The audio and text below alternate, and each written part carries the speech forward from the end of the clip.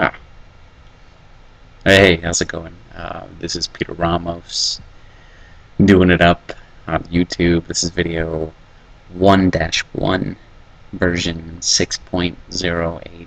I made that up. Please bear with me here. This will be kind of awkward the first couple times around, but I will most certainly try my best to keep myself under control. So anyway, I'd like to talk a little bit about there's some things that go on in life that people talk about that often build a bit of controversy. For example, religion, afterlife, politics.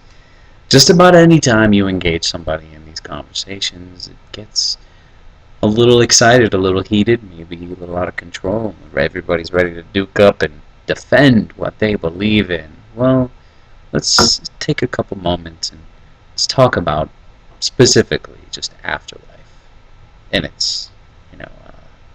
in what we know of it, because people don't really know. It's a great way to start, because everybody enters into that discussion not knowing what really happens. Everything's based on theory.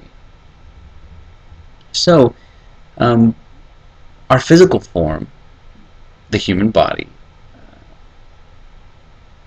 works with the human consciousness, and we interpret what we see and gain knowledge through how we perceive things. The human consciousness is there to kind of soak in all of these outer influences that happen to us on a daily basis, and how we view the world is really how the world is decided. We make the world what it is, whether we want to accept it or not. We are one human race on one planet, and what happens here is a result of how we perceive it, and what we do as a result. So with that in mind, I've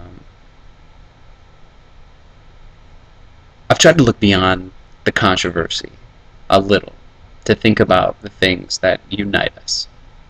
Religion and politics usually start and fuel this anger and resentment towards people who don't believe the same things as you, not you, the viewer, but you, and as a whole, people who identify with religions.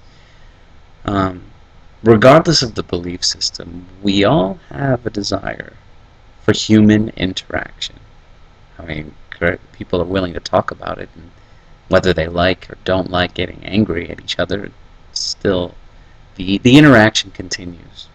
But as we interact with each other, certain traits prevail over others. My favorite human trait would honestly be the love that can build. Love most certainly finds a way to bring people together. Love occurs regardless of the God that we worship. As I explore that simple idea, I find myself digging deeper for answers and listening to lectures about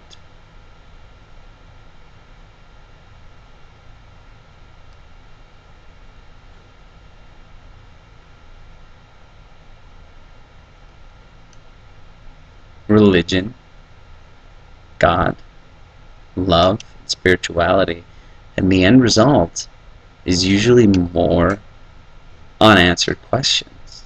I mean, why can't the love between humans be that religion? Why can't we worship the relationships that build a community? Well, we could. No one's teaching it, at least that I'm aware of. Money usually comes first, but we'll talk about money a later time. But anyway, our physical form has limits, at least so we're told. But I'm not one for being told that we have, limits within our physical bodies. I like to think of our physical being as a step into a long foreseen process. For example, here, shoot this at you.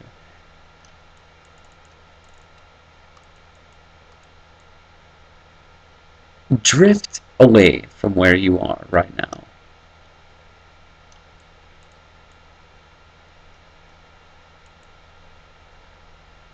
Now imagine a duplicate world just like this one, deep beyond our reach. We don't know what's out there, but just imagine that there is, way out there. Looking at each other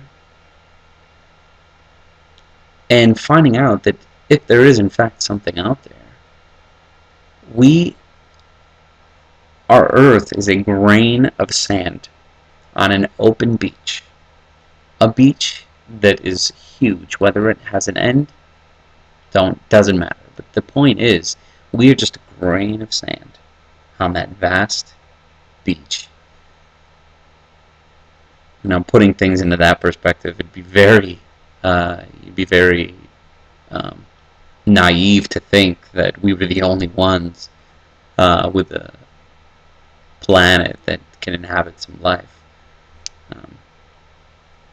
So I'll stop there right now. This is just looking into some things and discussing some things that go through my mind on a regular basis, and I thought this was a good way to get it out there and let the discussion start and really get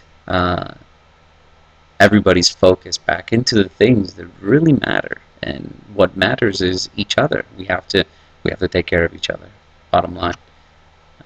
Thanks for listening.